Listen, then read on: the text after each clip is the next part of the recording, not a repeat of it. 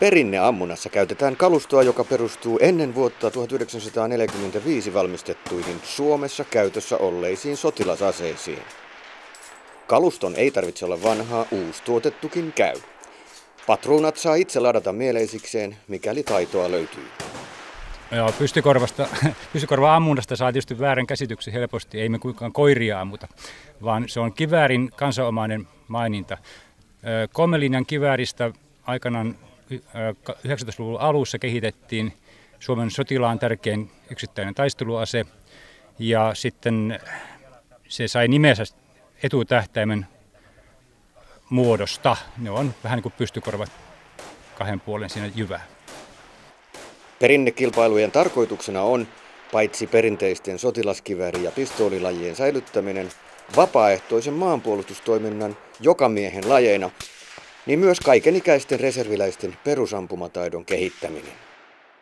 En tiedä, tämä vaan jotenkin vei mennessä, että kaverit houkutti ja ne tuu kokeilemaan ja siitä se lähti, että tässä on jotakin erilaista.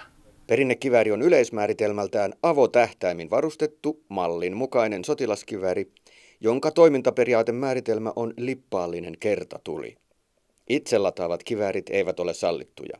Mutta 300 metrin tämmöiselläkin aseella niin, että hyvä ampuja ampuu T-lautasen kokoiseen kasaan 10 laukausta kevyesti.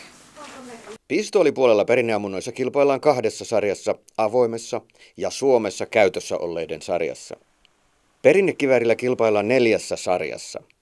Avoin malli, Suomessa käytetty malli, suomalainen eli Suomessa valmistettu malli sekä pystykorvasarja, johon kelpaa vain Suomessa valmistettu pystykorva.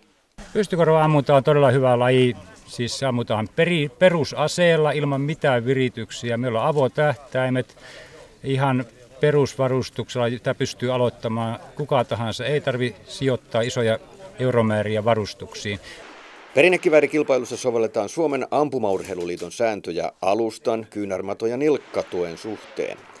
Rata-ammunta kamppeiden käyttö on kielletty. Nahkatakit ja mokkatakit on kielletty. Mutta puolustusvoimien legendaariset varusteet, sarkapuku tai mantteli sallitaan tietenkin. Tutustu lajeihin ja hyväksyttyjen asemallien luetteloon tarkemmin Reserviläisurheiluliiton sivuilla kohdassa ammunnat kautta lajisäännöt. Mukaan pääset helposti ottamalla yhteyttä lähimpään reserviläisjärjestöön.